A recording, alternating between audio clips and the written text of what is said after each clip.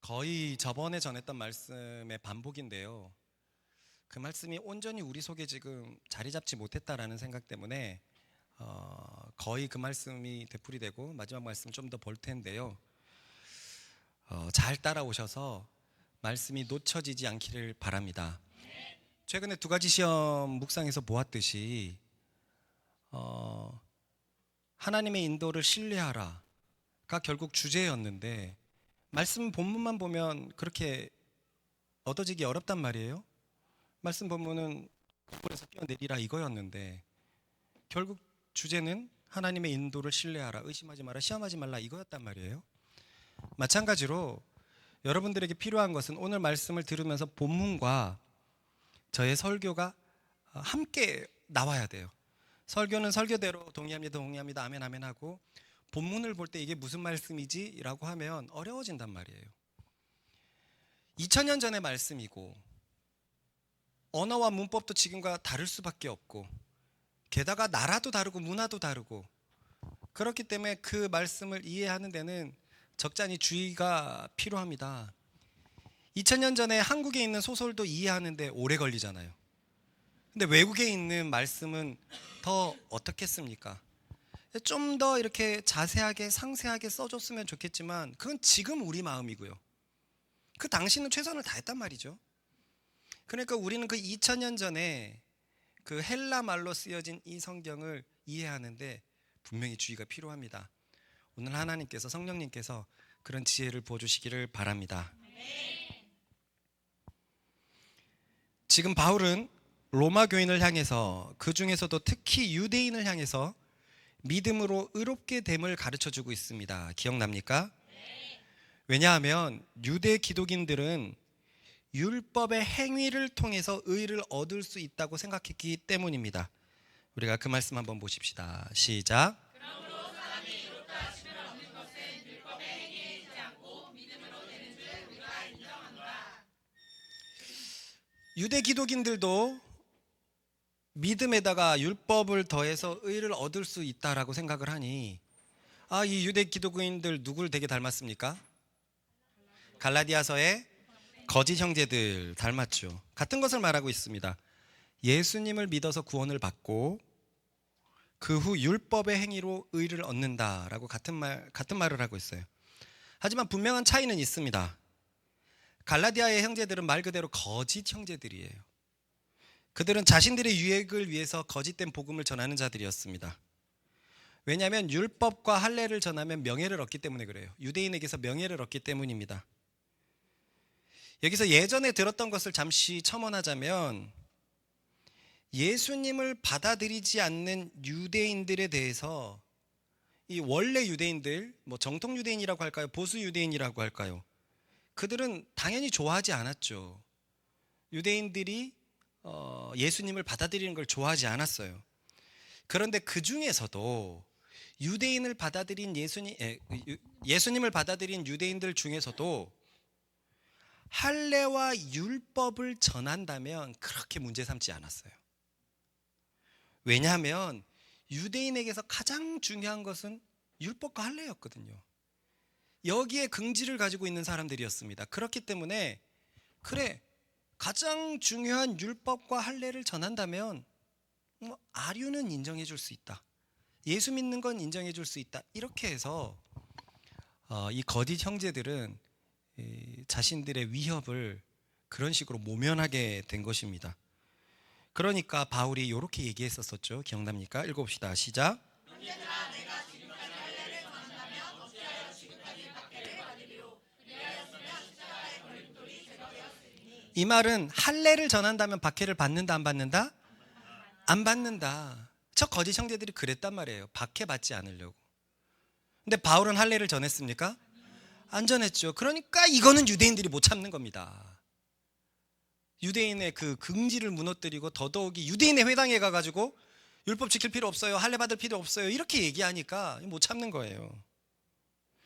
그에 반해 로마의 유대 기독인들은 거짓 성도는 아니었습니다. 이들은 참 성도였고 참 형제였어요. 문제는 이들이 미숙했다는 거예요. 그래서 유대인들의 율법과 할례라는 굴레를 벗어나지 못했던 거예요. 어렸을 때 우리도 뭔가 교육이 좀 잘못돼서 일본인들을 지나치게 싫어했었습니다. 기억나십니까? 뭐 싫어할 만한 짓을 한 것도 많지만 다른 면도 정말 많았고, 중국인들이 더 하면 더 했지 못하지는 않았을 텐데 중국에 대한 아무런 얘기가 없었어요. 아, 이것은 잘못된 교육의 어떤 중국의 공작이었구나라는 걸 이제 깨닫게 되는데, 진짜 어렸을 때는 뭐 모든 사람들이, 거의 대부분의 사람들이 일본을 싫어했단 말이죠. 그래 일본에게 앉으려고 하고. 그래서 제가 선교를 이렇게 대학교 때 YM이라는 그 선교단체에 들어갔는데 거기에 일본인이 있는 거예요. 이름이 토모였습니다. 토모 형이었는데, 형님이었는데 다가가기 되게 껄끄러운 거예요. 나는 기독인이지만 한국인이라는 긍지가 있는데 뭔가가 조금 어려웠던 게 기억이 나요. 나중엔 되게 친해져가지고 토모 형 그렇게 불렀었는데, 이게 잘못된 긍지였죠. 잘못된 뭐 이렇게 민족성 때문에 복음이 와갖고 모두가 하나가 돼야 함에도 묘하게 그런 것들이 있었단 말이에요. 이들도 그랬던 겁니다. 예수님을 믿었지만 유대인이라는 그 긍지를 가져다주는 율법과 할례를 버리지 못했던 거예요.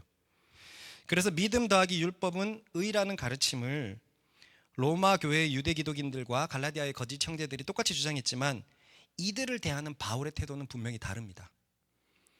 로마 교회의 유대 기독교인들을 대상으로는 가르쳐야 할 대상으로 보고 있고요, 갈라디아의 거짓 형제들은 솎아내야 될 대상, 그들은 심판받아야 될 대상으로 말하고 있습니다. 읽어봅시다. 시작.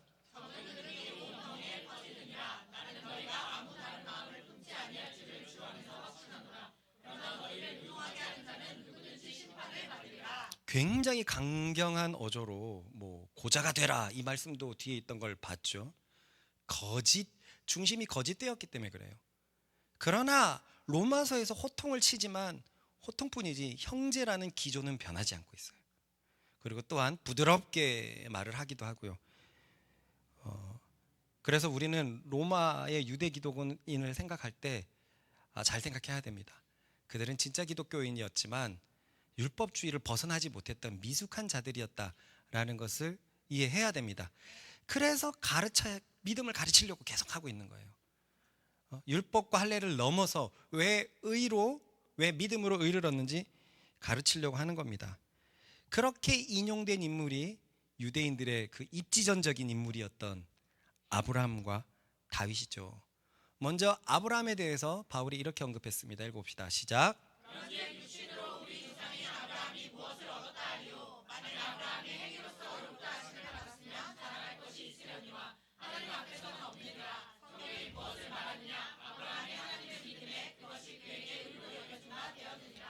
바울은 아브라함이 하나님 앞에서 의를 얻은 이유가 행위가 아니라 믿음임을 천명합니다. 그래서 자랑할 것이 전혀 없다고 말하고 있죠. 행위였으면 자랑할 만했는데. 그러니 바울은 이 구절에서도 은근히 아직 율법주의를 버리지 못해서 자신들을 자랑하고 있는, 저 이방인들보다 높이 생각하고 있는 유대 기독인들을 꼬집고 있다는 것을 볼 수 있어요. 그죠? 네. 그러면 왜 믿음은 자랑할 수 없습니까? 믿음이라는 것의 속성은 따라해 봅시다. 남을 신뢰하여 의지하는 마음이기 때문이다. 믿음이라는 것이 내가 못한다는 것을 전제하고 있어요. 내가 할 수 없어서 남을 신뢰해 놓고 그것을 자랑하는 것은 앞뒤가 안 맞는 말입니다. 예를 들어 보십시다. 나는 이거 못해. 아니 난 이거 못해. 그런데 우리 아빠는 할 수 있어 라고 얘기를 한다면, 어찌 보면 이 대화에서 아주 당당했던 이 아이는 따지고 보면 누구를 자랑하고 있죠? 아빠를 자랑하고 있어요. 아빠를 향한 믿음이 확실합니다. 아빠를 자랑하고 있어요. 그러니 자랑의 대상은 자신이 아니라 내가 믿고 있는 아빠가 되고 있는 거예요. 믿음은 자랑할 수가 없는 겁니다. 그래도 이 아이에게서 자랑거리를 찾자면 본인이 아빠의 아들이라는 점, 그것에서만 자랑거리를 찾을 수 있을 거예요. 그렇습니다. 믿음은 자신을 자랑하는 것이 아니라 우리를 구원하신 그리스도를 자랑하는 자세입니다. 굳이 내게서 자랑거리를 찾자면 믿음으로 그리스도와 연합된 것, 거기에서만 굳이 찾을 수 있습니다. 난 아빠 아들이야, 이게 자랑이 되는 것처럼 나는 그리스도와 연합되었어, 그리스도가 그래서 나를 위해서 다 해주셨어 라는 이것이기 때문에 자랑은 그리스도를 자랑하게 되는 거고, 그래도 자랑거리를 찾자면 내가 그리스도와 연합되어 있다는 것, 이건 나의 행위가 아니잖아요. 내가 그리스도와 한 몸이라는 것, 그것을 자랑하는 겁니다. 그러니 믿음과 행위의 자세는 너무나 다릅니다. 바울은 이것을 계속 얘기하고 있어요. 행위로 의를 얻으려고 하는, 또 초등학문으로 의를 얻으려고 하는 것에 대해서 계속 얘기를 합니다. 행위는 자신에게 방점이 찍혀 있지만 믿음은 누구에게 방점이 찍혀 있죠? 네, 그리스도에게 방점이 찍혀 있습니다. 믿음은 그리스도, 아빠가 할 수 있어, 그리스도가 할 수 있어, 되게 당당해 보이는 이 자세는 그리스도의 방점이 찍혀 있습니다. 그래서 바울은 믿음의 속성에 대해서 다음과 같이 알려줍니다.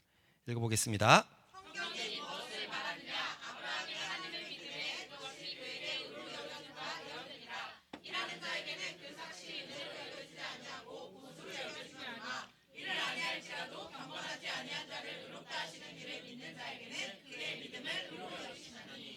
왜 믿음이 자랑할 수 없는 것에 대해서, 자랑할 수 없는지에 대해서 지금 말하고 있죠. 여기서 보면 이 믿음이라는 것은 축약시켜 놓으면 일을 하지 않는 것, 경건하지 않는 것을 전제하고 있어요. 아무것도 안 한 거예요. 아무것도 안 한 거예요. 그러니까 이 두 가지, 일을 하지 않는 것, 경건하지 않는 것은 사실 따지고 보면 유대인들이 내세웠던 두 가지 자세에 정반대되는 자세입니다.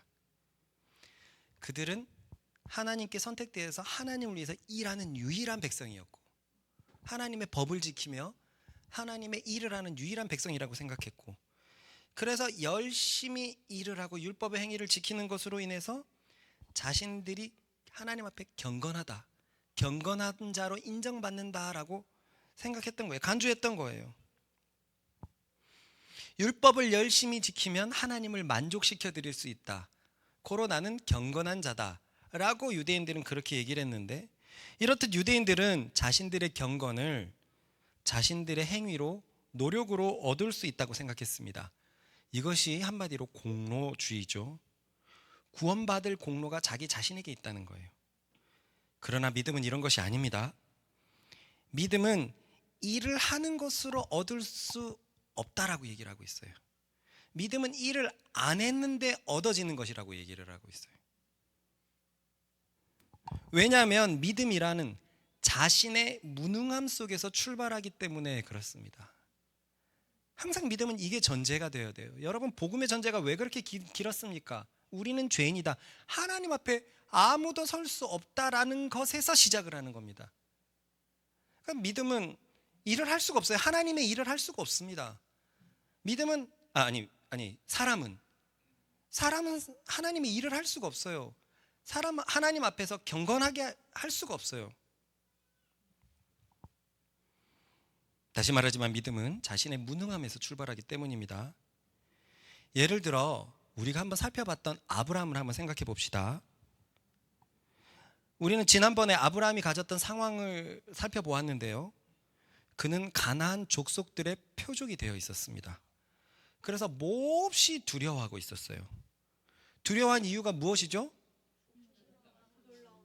자신에게는 뭐가 없기 때문에? 그만한 힘이 없기 때문에. 어찌저찌 318명을 데리고 막 전쟁을 끝낸, 사실 보면 그돌라오멜이 4개 연합군이었고 소돔과 고모라가 5개 연합군이었거든요. 소돔과 고모라가 그돌라오멜을 섬기고 있다가 한번 붙자 했기 때문에 어느 정도의 계산이 나왔을 거 아닙니까? 우리 5개 연합군이면 그돌라오멜을 칠 수 있다. 아주 혹독한 전투였을 거예요. 그런데 소돔과 고모라가 지고, 그래서 롯과 아브라함의 조카인 롯과 여러 전리품들이 이렇게 그돌라오멜 손에 이렇게 가져가죠. 그때 아브라함이 훈련된 자 318명을 데리고 급습을 한 거예요. 전쟁이 이미 끝나고, 전쟁이 이미 끝나서 자기 성으로 돌아가는 그들은 엄청나게 막 이렇게 승리에 취해 있겠죠. 가면서 즐겁고 술 먹고 떠들고 개선행진만큼 그 당시에 영광스러운 게 없었거든요. 그래서 우리가 골로새서에서도 보면 개선행진 얘기가 나와요. 다른 사람들은 성을 넘어가가지고 상을 받는데 나는 성에서 밧줄 타고 내려왔다 하면서 개선행진에 대해서 계속 얘기를 해요. 그 개선행진은 되게 귀한 건데 얼마나 취해 있겠습니까? 그런 자들을 급습해가지고 아브라함이 이겼으니 사실상 정면으로 가나안 족속을 마주할 힘이 있다 없다? 없다. 318명으로 어떻게 그렇게 큰 땅을 감당할 수 있겠습니까? 그래서 아브라함은 너무나 두려워했죠. 너무나 두려워했습니다. 그런 아브라함에게 하나님이 나타나가지고 두려워하지 말라. 나는 너의 방패요 지극히 큰 상급이라 라고 말씀하셨습니다. 기억합니까? 그런데 아브라함은 놀랍게도 이 하나님의 말씀을 어떻게 했다? 믿어버렸어요. 믿어버렸다는 말은 무슨 말이죠? 두려움이 없다. 두려움이 없다라는 말은 평안함을 얻었다. 너무 무서운데 하나님의 말씀, 또 환상 중에 나타나는 말씀, 우리가 듣는 그 말씀으로 여러분이 너무 두려워했는데 수요일날 대화기도 참여하고 나서 평안함을 얻고 가는 것처럼 그렇게 완전히 입장이 싹 바뀌어버린 겁니다. 이 사건에서 아브라함이 평온해지게 된 것에 대해서, 또 아브라함이 자신의 목숨을 부지하게 된 것에 대해서, 하나님이 내가 너의 방패다라고 약속을 해주신 것에 대해서 아브라함이 한 일이 뭐가 있습니까? 아무것도 없죠. 아무것도 없습니다. 한 것이라고는 그 약속을 믿은 것밖에 없어요. 그 말씀을 믿은 것밖에 없어요. 그런데 이 믿음이 하나님의 의를 얻어버렸습니다. 왜냐하면 믿음만이 하나님을 기쁘시게 해드리기 때문에 그렇습니다. 읽어봅시다. 시작. 믿음이 없이는 하나님을 기쁘시게 하지 못하나니 하나님께 나아가는 자는 반드시 그가 계신 것과 또한 그가 자기를 찾는 자들에게 상 주시는 이심을 믿어야 할지니라. 한때 아이들 챌린지가 있었어요. 어린 아이들을 높은 곳에 놓고 아빠가 뛰어봐 해가지고 뛰면 받아줄 때 엄마 아빠가 너무 기뻐하죠. 왜 기뻐합니까? 위험한 거 시켜놓고. 자기를 믿었다는 거예요. 그래서 내가 언젠가는 해봐야지 했는데 의로운 성향상 안 되겠어요. 의로운은요, 저까지 걱정해요. 의로운하고 운전하면 아빠 잘못 들어간 거 아니야, 아빠 오늘 밤으로 들어갈 수 있어, 의로운. 그 걱정을 왜 하는 거야. 어제도 마곡에서 돌아오는데 오빠 좌회전 말고 직진하면은 좋아 했는데 직진하는데 길이 이상해집니다. 그러니까 마음에 이 길이 아닌가 하니까 또 의로우니까 뒤에서 염려를 하고 우리 제대로 갈 수 있는 건 맞아. 그래서 의로운 보고 뛰어내리라 그러면 안 뛰어내릴 거예요. 그래서 내가 이거 나중에 정도한테 한번 해봐야 되겠다 싶었는데, 그것도 보면 부모를 믿고 있는 건 되게 부모의 기쁨이 되잖아요.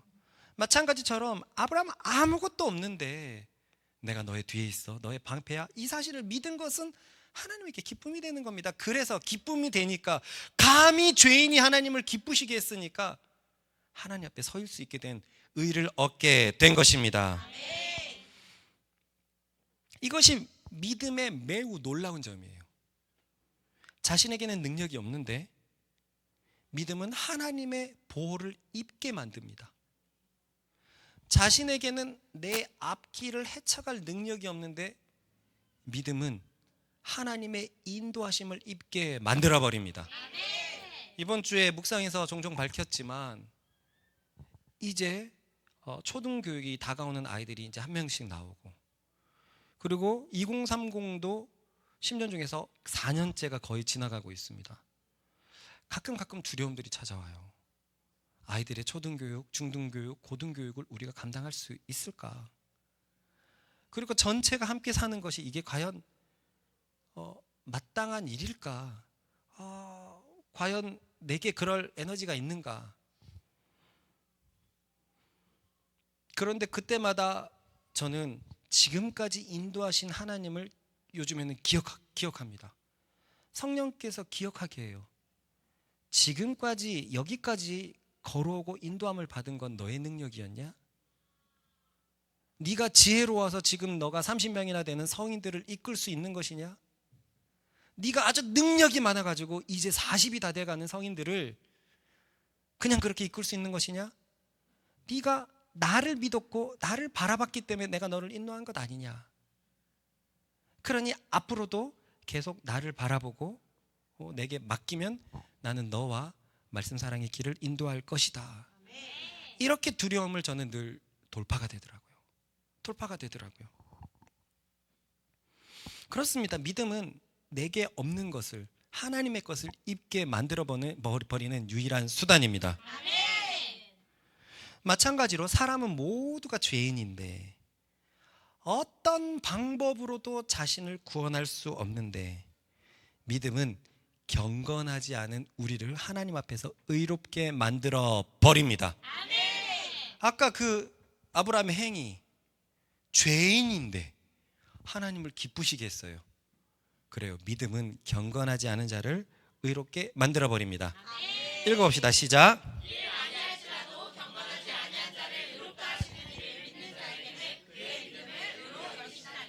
이뿐입니까? 더 부정적으로도 말할 수 있죠. 믿음은 사고 치는 자를 의롭게 만들 수 있습니다. 믿음은 과거에 큰 죄를 가지고 있는 자를 의롭게 만들 수 있습니다.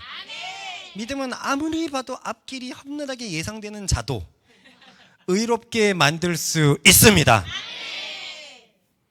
그래서 행위가 아닌 믿음이 하나님 앞에서 의를 얻게 하는 유일한 수단이에요. 그리고는 바울은 이렇게 경건하지 않는 자들이 믿음을 통해서 의를 얻는 것에 대해서 유대인에게서 또 한 명의 긍지와 같은 다윗이 한 말을 인용합니다. 읽어보겠습니다. 시작.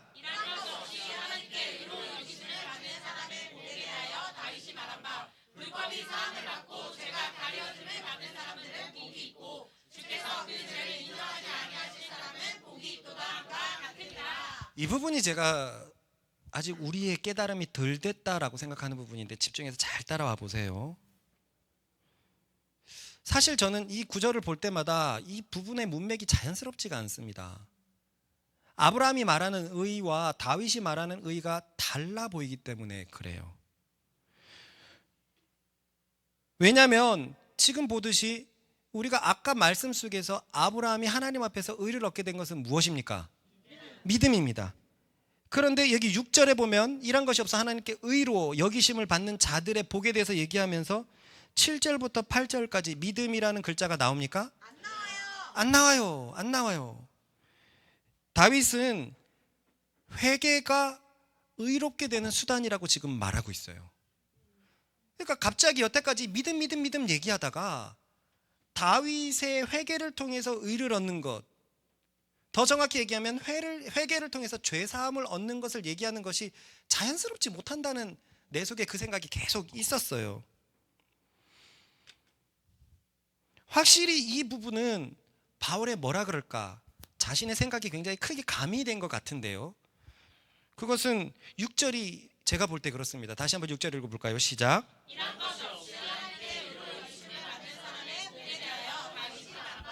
자, 이것은 다윗의 입장에서는 성경에 써 있는 말씀입니까? 아니면 다윗의 생각입니까? 다윗의 생각이에요. 이건 성경에 적혀 있는 말 아니에요. 우리한테는 지금 로마서가 성경이지만 다윗 입장에서는 성경에 안 적혀 있어요. 성경에 적혀 있는 것은 이것입니다. 읽어봅시다. 시작.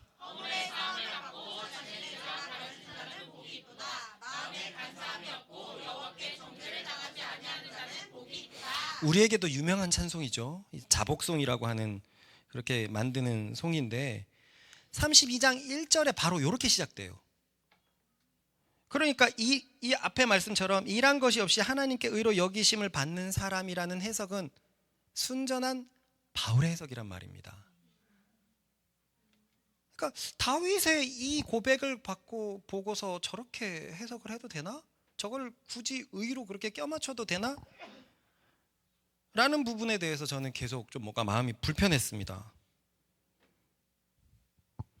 그럼 바울은 왜 이 칭의를 얘기하다가 이 다윗의 고백을 가져왔을까요?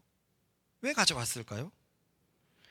가만히 이제 예수님을 알고서 구약을 공부하던 바울이 다윗의 시편에서 굉장히 놀라운 표현을 발견했기 때문이라고 생각해요.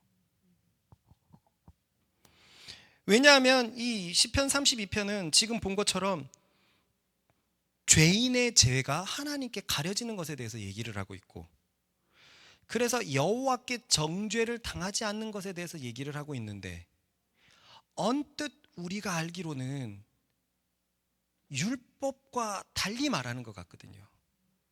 율법에서 말하는 것은 율법의 행위로 복을 받고 율법을 지키지 않았을 때 저주에 빠진다라고 얘기를 하는데, 그런데 이미 구약에서 다윗은 이 핵심을 꿰뚫고 있었던 거예요. 무언가 하지 않았는데 허물의 사함을 받고 자신의 죄가 가려진 사람이 진짜 복이 있는 사람이고, 마음에 간사함이 없고 그래서 여호와께 정죄를 당하지 않는, 여호와께서 너 죄인이다 라고 정죄를 당하지 않는 사람이 복이 있다. 아마 바울은 이 시편 32편을 보고 눈이 휘둥그레졌을 거예요. 특히 이 32편 중에서 5절이 핵심인데요, 5절에는 이런 말씀이 있습니다. 읽어봅시다. 시작. 내가 이르기를 내 어머니 여호와께 자복하리라. 또 주께 내 죄를 아뢰고 내 죄악을 숨기지 아니하였더니 또 주께서 내 죄악을 사하셨나이다. 바울은 제가 생각하기로는 이 5절의 마지막 구절을 보고 너무 놀랐을 거예요.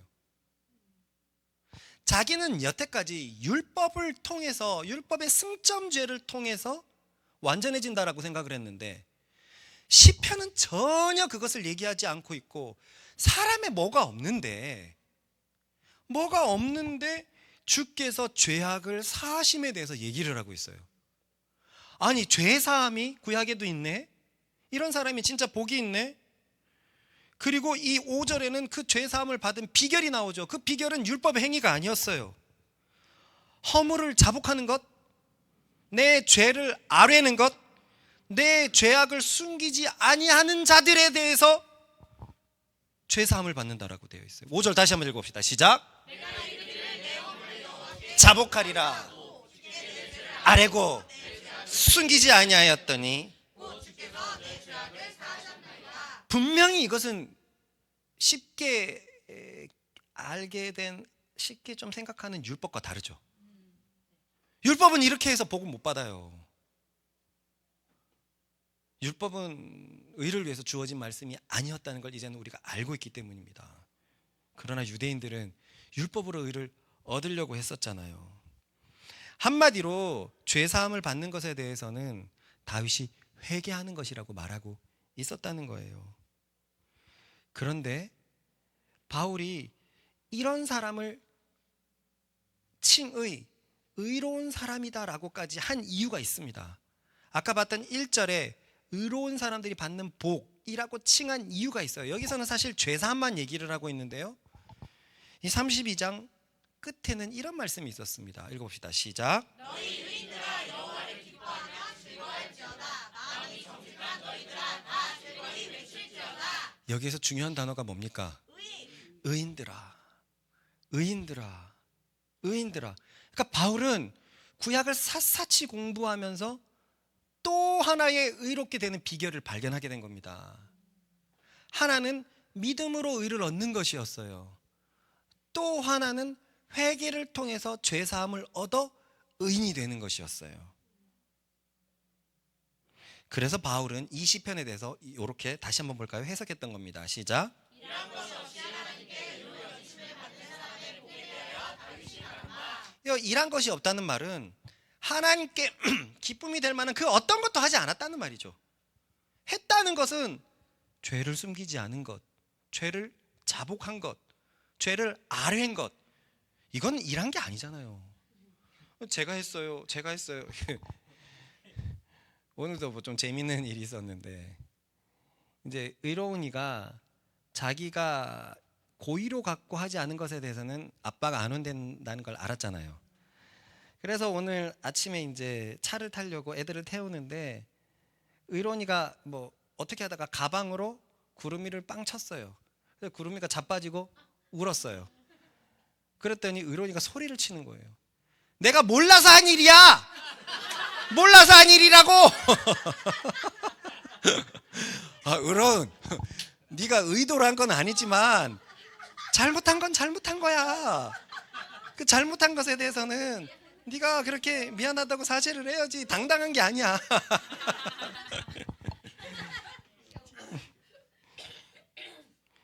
하나님이 바라시는 것은 자기 죄에 인정이었어요. 인정. 자기 죄를 인정하기만 하면 죄 사함을 얻었어요. 그게 이미 구약에도 나타나 있던 의를 얻는 방법이었다는 말입니다. 그러니 지금 바울의 의도는 분명합니다. 따라해 봅시다. 아브라함은 믿음으로 의를 얻었다. 다윗은 회개로 의를 얻는다고 말했다.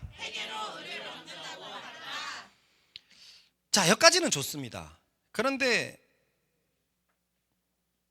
지금까지 바울은 믿음으로 의를 얻는 것에 대해서만 말해왔는데 지금 바울의 의도를 보니까 믿음과 좀 다른 측면인 회개를 통해서 의를 얻는 방법에 대해서 얘기하려고 하죠.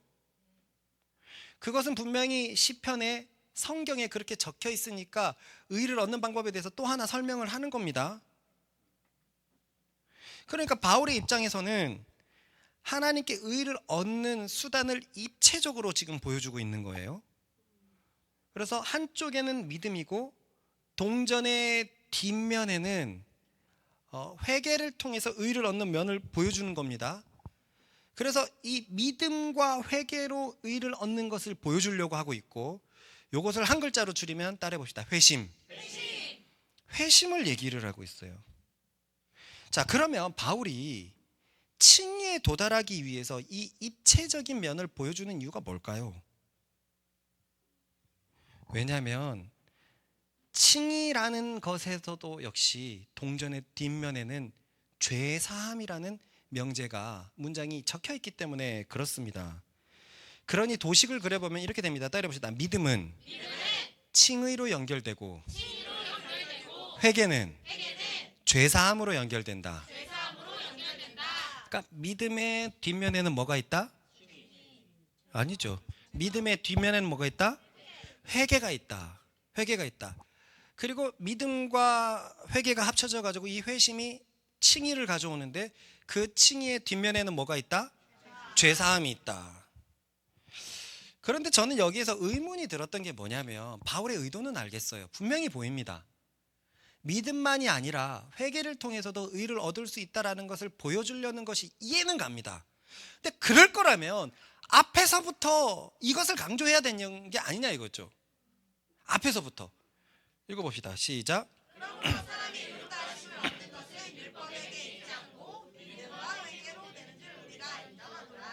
이렇게 했다면 뒤에서 다윗의 회개를 끌어오는 게 굉장히 자연스러울 것 같은데 믿음으로 의를 얻는다라고 얘기하고 갑자기 다윗의 죄사함 얘기를 가져와 가지고 의를 얘기한단 말이에요. 저는 이 부분이 좀 부자연스럽다고 생각을 했습니다. 그래서 혹시 3장에서 믿음으로 의를 얻는다라고 얘기할 때 회개를 빼먹어 가지고 4장에 부랴부랴 다시 찍찍 꺾기는 싫고 그래서 4장에 다윗을 이렇게 첨언했나? 라는 생각도 해봤습니다. 그런데 그럴 리는 없겠죠. 여기서 우리가 굉장히 중요한 사실을 하나 알아야 됩니다. 분명히 우리는 믿음은 칭의로 이제 회개는 죄사함으로 연결된다는 걸 배웠습니다. 딱 맞잖아요. 회개가 죄사함을 의미하잖아요. 그리고 죄사함의 동전의 뒷면이 칭인 것이지 내가 잘못했어요 라는 것이 그래 너 무죄 이게 더 어울린단 말이에요. 그리고 내가 당신을 믿어요. 그래 나는 너를 보호할게. 너는 내에서 내 의를 입은 자야 라고 하는 게 더 어울린단 말이에요. 그런데 이것을 잘못 받아들이면 의를 얻는 방법이 두 가지가 있다고 생각을 해요. 두 가지가. 믿거나 회개하거나로 생각하게 됩니다. 그래서 의로워져 가지고 구원을 받거나 죄사함을 받아서 구원을 받거나 라고 생각을 하는데 그렇지 않아요. 지금 바울이 얘기하는 것은 하나님께 의를 얻는 방법이 두 가지가 아니라 믿음과 회개가 두 가지가 아니라는 것을 지금 이제 계속 설명하려고 하는 거예요. 의를 얻는 방법은 오직 한 가지입니다. 그것은 오직 믿음입니다. 그런데 바울은 왜 회개를 설명해서 죄사함으로 얻는 의에 대해서 말했을까요? 그것은 따라해 봅시다. 믿음이라는 속성 안에 꼭 회개가 필요하다. 그렇기 때문에 칭이라는 속성 안에 죄사함이 있다는 것을 꼭 알아야 됩니다. 꼭 알아야 됩니다. 저도 이걸 제대로 설명할 수 있을지 모르겠는데 한번 막 두서없이 전할 테니까 잘 따라와 보세요. 왜 이것이 꼭 필요하냐면은요, 믿음으로 의를 얻는다라고만 생각을 하면 믿음에 대해서 오해할 가망이 큽니다. 그리고 그게 벌어지고 있다고 생각돼요. 영웅아, 고개 들고 잠 좀 깨고 나를 봐. 이 믿음에 대해서 오해한 게 뭐냐면 이 믿음을 기적에 대한 믿음으로 너무나 축소시키는 오해가 있어요. 아브라함의 경우를 봅시다. 아까 아브라함이 믿음을 갖게 된 배경에 대해서 말했죠. 되게 두려웠을 때 하나님을 믿어서 의를 얻었습니다.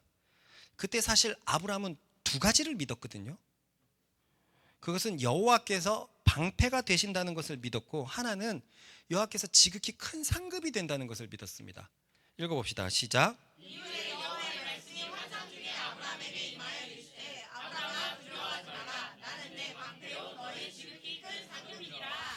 우리는 이 두 가지의 약속 중에서 앞에 문장에 집중했습니다. 너의 방패라.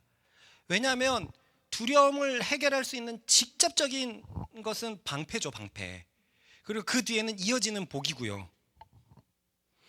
그런데 이 문장에는 분명히 지극히 큰 상급이라는 문장도 있어요. 여기서 방패가 되신다는 것은 가나안 족속들의 위협에서 내가 방패가 되어준다는 말로 여호와의 보호를 의미합니다. 그리고 지극히 큰 상급은 기억하십니까? 이것은 자녀에 대한 축복을 얘기를 하고 있어요. 나아가서는 그리스도까지 이어지는 축복이죠. 그런데 많은 교인들은 여기서 아브라함의 믿음은 자식에 관한 약속에 대한 믿음만을 이야기한다고 생각을 해요. 방패에 대한 믿음을 많은 사람들이 놓쳐버렸고 저도 너무 오랫동안 놓치고 있었어요. 그래서 아브라함이 믿음으로 의를 얻었다라고 했을 때 그 믿음은 이삭을 준다는 것을 말하고 있구나라고만 생각을 했었어요. 그렇기 때문에 아브라함의 믿음에서 바울이 꼭 추가하고 싶었던 부분, 회개, 죄사함을 가져오는 그 회개에 대해서는 자연스럽게 생각하지 않게 돼버렸습니다. 왜 사람들은 그러면 영웅아, 왜 자식에 대한 축복에 대해서만 생각을 했을까요? 사실 그럴 수밖에 없는 게 창세기 말씀을 보면 오해하기 딱 좋습니다. 읽어봅시다. 시작. 이후에 여호와의 말씀이 환상 중에 아브라함에게 임하여 이르시되 아브라함아 두려워하지 말라. 나는 내 방패요 너의 지극히 큰 상급이라. 아브라함이 이르되 주 여호와여 무엇을 내게 주시라 하니까 나는 자식이 없사오니 나의 상속자는 이 다메섹 사람 엘리에셀이니이다. 아브라함이 또 이르되 주께서 내게 씨를 주지 아니하셨으니 내 집에서 빌린 자가 내 상속자가 될 것이니이다. 여호와의 말씀이 그에게 임하여 이르시되 그 사람이 내 상속자가 아니라 내 몸에서 날 자가 내 상속자가 되리라 하시고 그를 들고 밖으로 나가 이르시되 하늘을 물어 물결을 잴 수 있나오라. 또 그에게 이르시되 내 자손이 이와 같으리라. 아브라함이 여호와를 믿으니 여호와께서 이를 그의 의로 여기시고. 자, 보듯이 아브라함의 믿음은 자식을 주시겠다는 것에 대해서 반응하는 것만 같습니다. 2절부터 5절까지 방패에 대한 얘기가 없어요. 큰 상급에 대한 얘기만 있습니다. 그러니까 아브라함의 믿음은 자식을 얻는 믿음으로만 뭔가가 축소가 되게끔 생각이 돼버렸어요. 또한 두 번째로 이런 아브라함의 믿음이 회개를 포함하지 않는 마치 기적만을 요구하는 믿음 같다고 생각하는 이유는 다음 주에 보게 될 로마서의 말씀 때문에도 그렇습니다. 이제 다음 주에 보게 될 4장 후반부에는 아브라함의 믿음에 대해서 다음과 같이 묘사하고 있습니다. 시작. 그러므로 상속자가 되는 것이 내 상관이 하여 믿음으로 되나니 이는 그 약속을 모든 후손에게 있게 하려 하심이라. 율법에 속한 자에게뿐 아니라 아브라함의 믿음에 속한 자에게도 그러하니 아브라함은 우리 모든 사람의 조상이라. 기록된 바 내가 너를 많은 민족의 조상으로 세웠다 하신 바 같이 그가 믿는 바 하나님은 죽은 자를 살리시며 없는 것을 있는 것으로 부르시는 이시라. 아브라함이 말할 수 없는 중에 바라고 믿었으니 이는 내 후손이 이같으리라 하신 말씀대로 많은 민족의 조상이 되게 하려 하심이라. 그가 100세가 되어 자기 몸이 죽은 것 같고 사라의 때가 죽은 것 같음을 알고도 믿음이 약하여지지 아니하고 믿음이 없어 하나님의 약속을 의심하지 않고 믿음으로 확보하여져서 하나님께 영광을 돌리며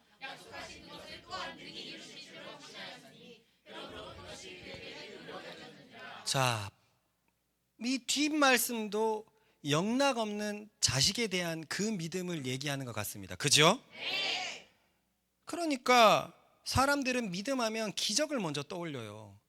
믿음의 조상이라고 제시된 아브라함이 바랄 수 없는 중에 바랐기 때문에, 그 바랄 수 없는 중에 바란 것은 자식이기 때문에 믿음하면 기적을 떠올립니다. 그리고 믿음하면 기적을 떠올리는 것은 예수님에게서도 마찬가지예요. 이렇게 말씀하셨죠. 시작.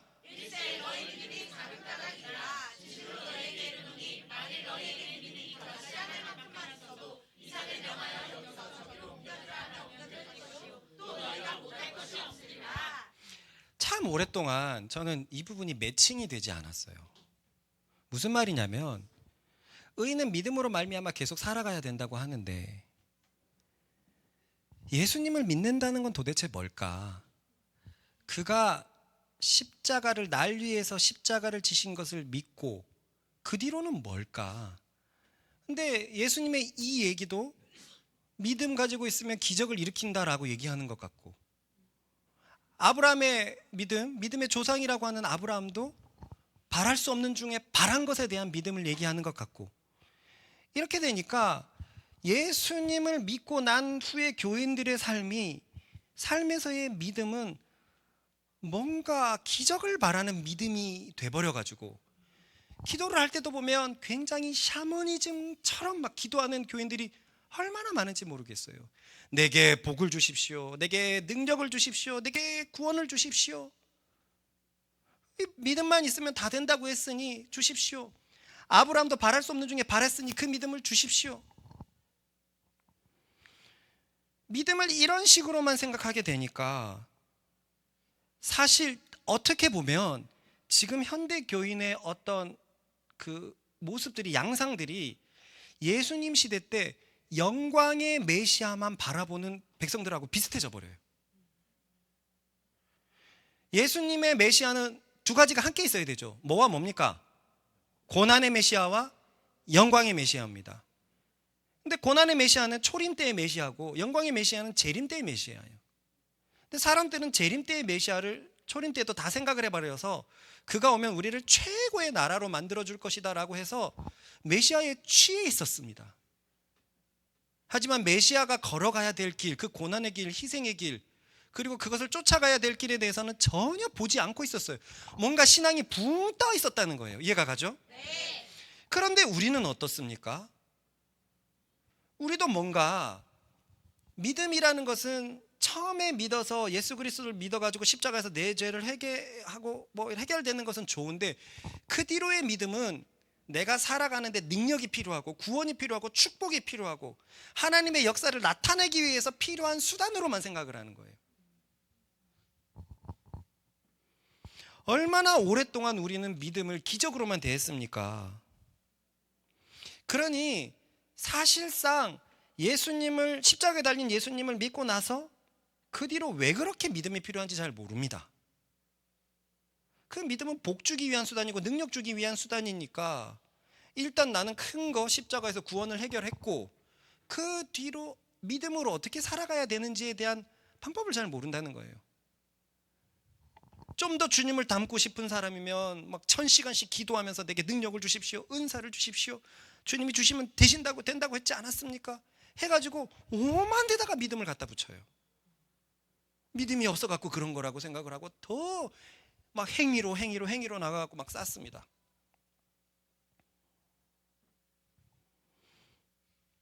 얼마나 많은 사람들이 기적을 일으키기 위해서 믿음을 놓고 기도하는지 모르겠어요. 이것은 구원받는 믿음의 한 면만 부각되었기 때문에 그렇습니다.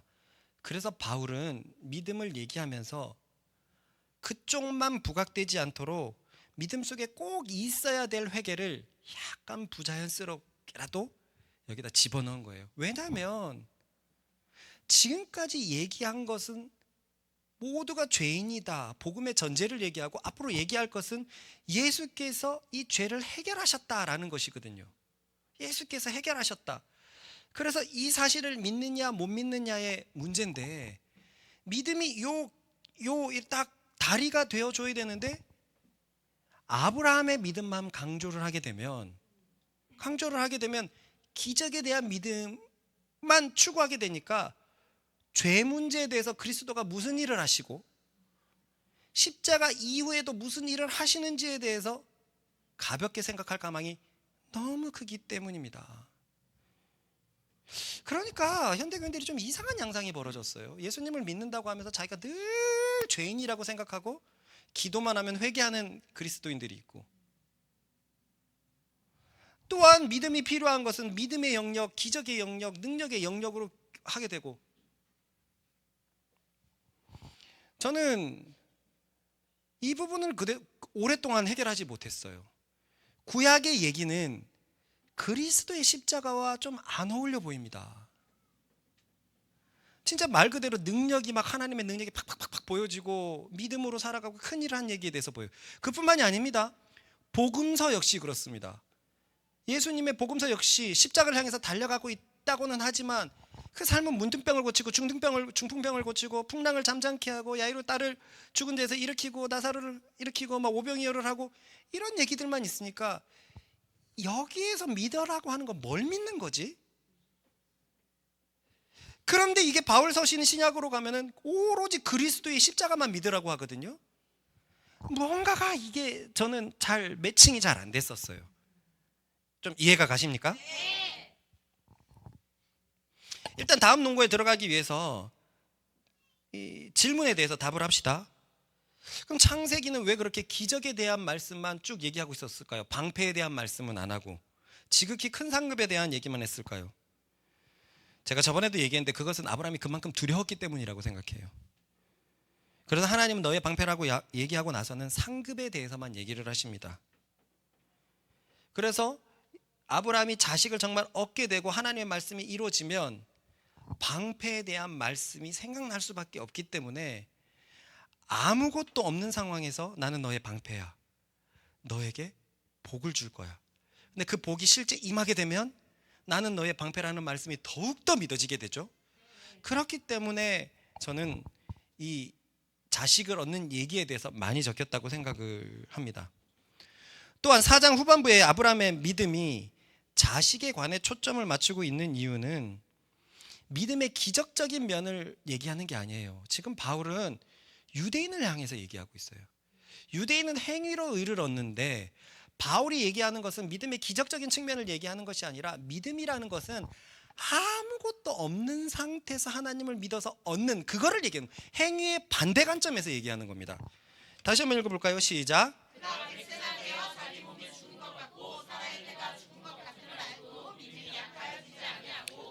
언뜻 보면 그 기적에 관한 말씀입니다. 그죠? 근데 바울의 전체 맥락을 보십시오. 행위에 반대돼 가지고 믿음은 네가 할 수 있는 것이 아무것도 없는 것에서 얻어지는 것, 그것을 말하기 위해서 가져오는 거예요. 그럼에도 불구하고 사람들이 한쪽으로만 바라볼 수 있으니까 이 회개와 제사함의 영역을 가져왔다고 생각이 됩니다. 이 구절을 보세요. 단순히 기적에 대해서 얘기하는 것으로만 보입니까? 믿음의 속성에 대해서 얘기하고 있죠.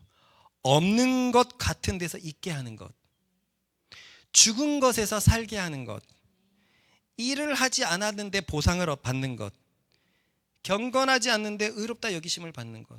여러분, 자기 눈앞에 아무것도 안 보입니까? 민지, 나는 어떻게 앞으로 살아가야 될지 모르겠습니까? 상관없습니다. 그것을 그대로 하나님께 가져가면 됩니다. 그대로 자복하고 주님, 저는 어떻게 살아가야 될지 모르겠습니다, 주님 도와주세요 라고 얘기를 하면 주님께서 민지의 삶을 인도해 주실 것입니다. 이게 믿음이라는 거예요.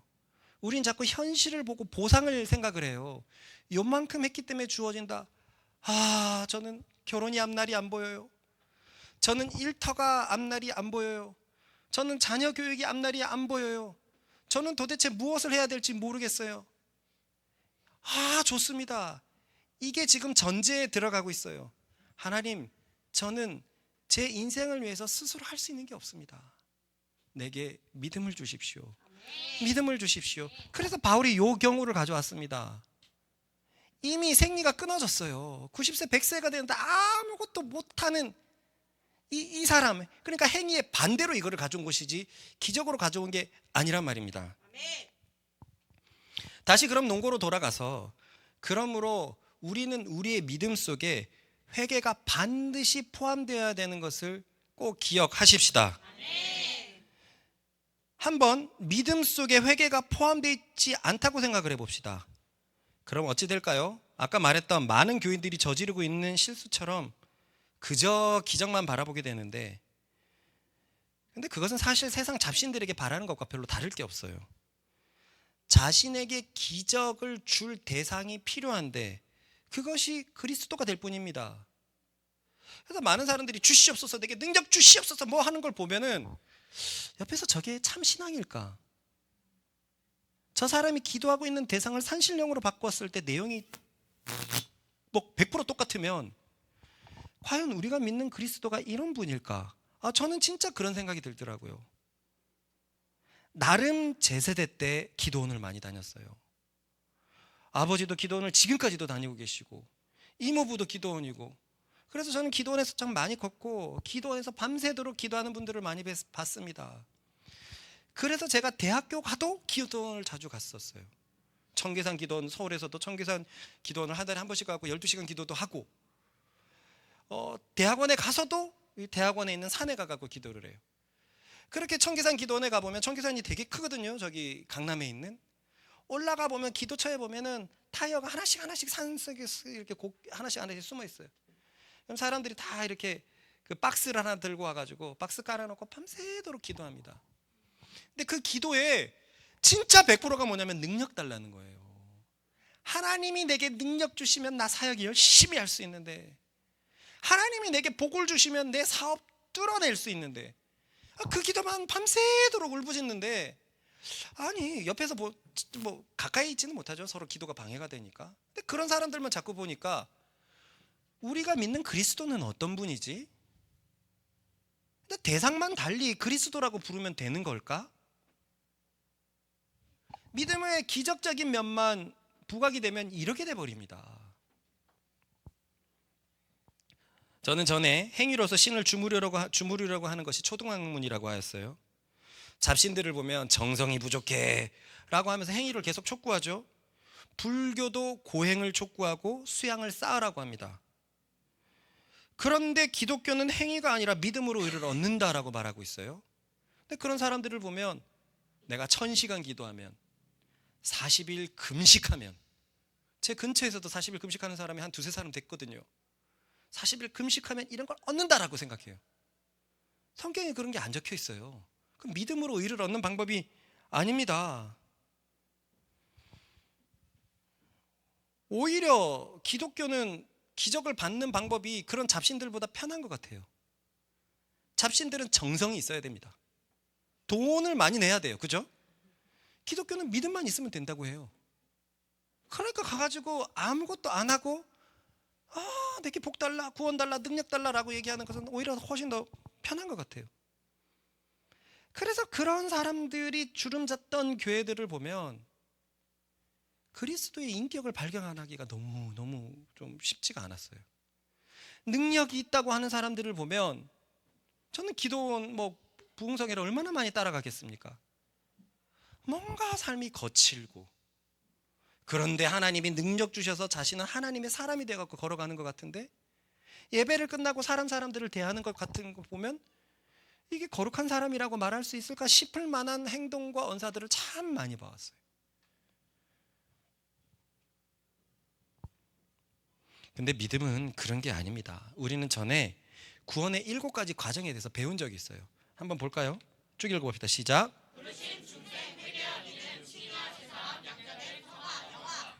이것을 두 자로 다 줄일 수 있죠. 소명, 중생, 회심, 칭의, 양자, 성화, 영화, 이렇게 두 자로 줄일 수 있어요. 여기서 칭의와 제사함을 가져오는 것은 회개와 믿음이라고 우리가 배웠습니다. 이 두 가지가 같이 일해야 된다는 거예요. 우리는 전에 아브라함의 믿음에서 회개가 포함되어 있는 부분을 고찰했습니다. 명확하게 회개가 포함되어 있지 않지만 두려웠을 때 하나님을 의지하는 마음은 내가 내 스스로 나를 구원할 수 없다는 것을 전제하기 때문에 그 부분도 회개의 한 측면이라는 것을 제가 그렇게 강조했었어요.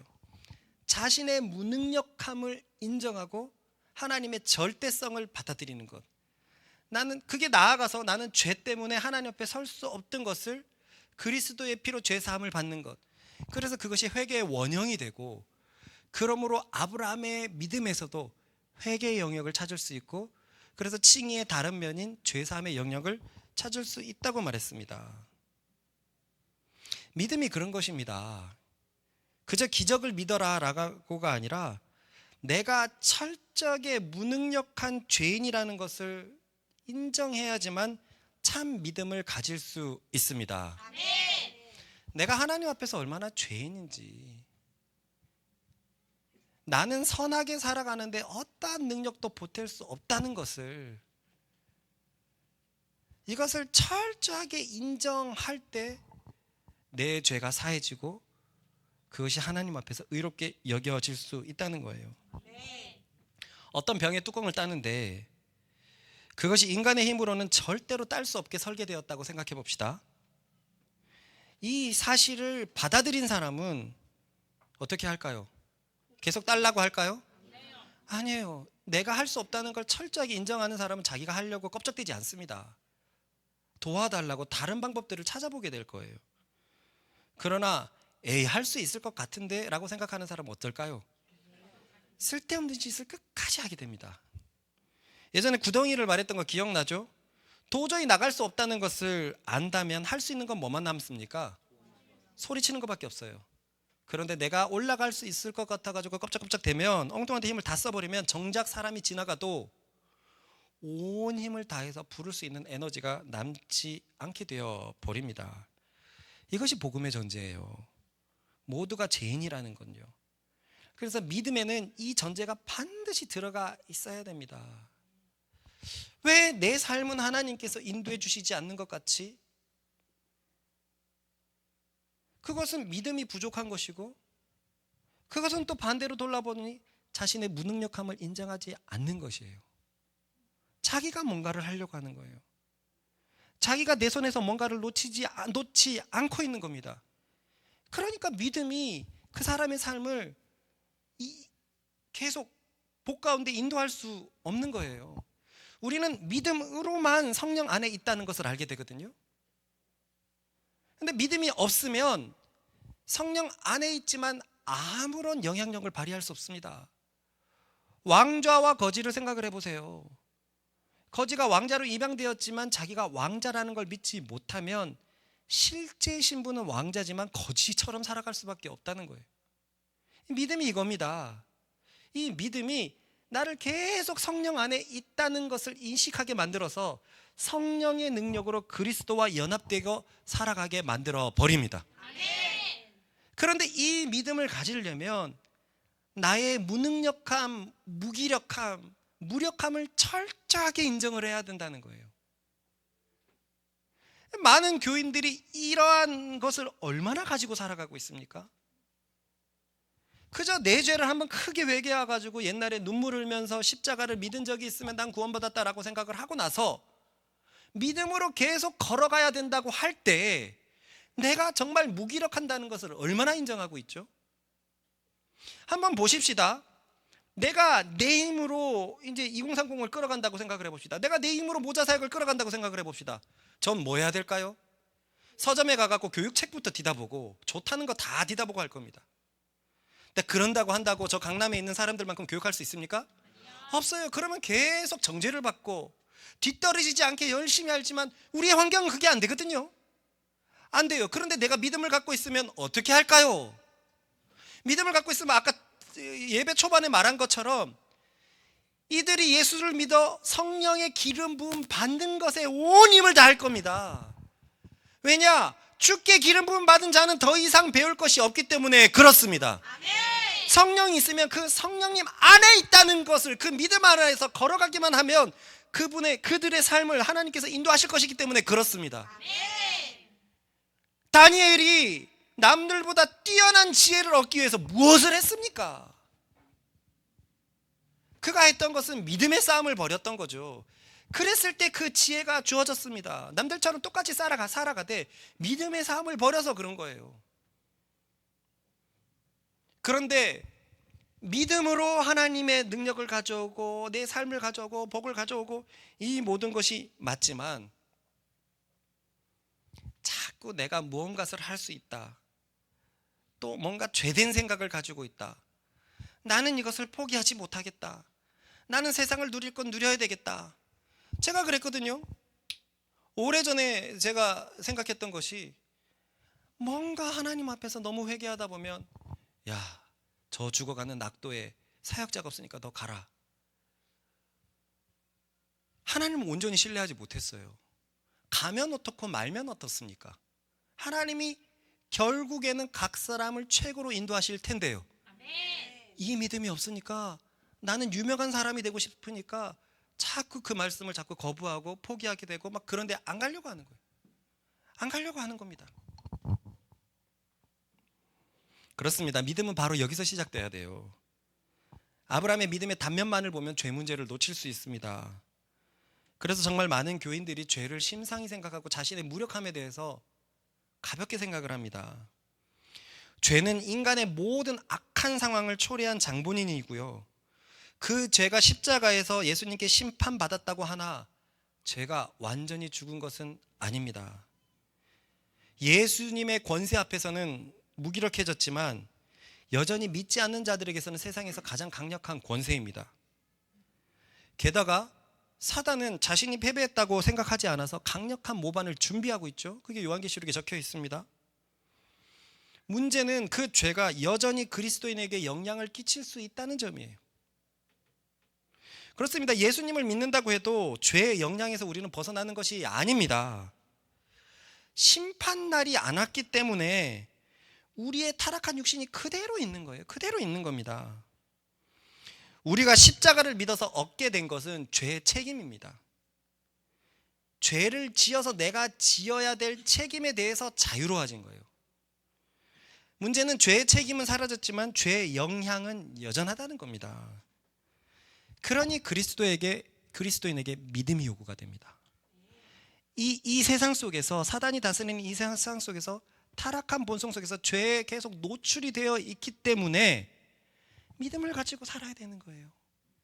믿음을 가지고 살아야 되는 거예요. 나를 죄에서 구원하신 예수님, 내가 내 죄를 자복할 때 나를 죄를 사해 주시는 그 예수님.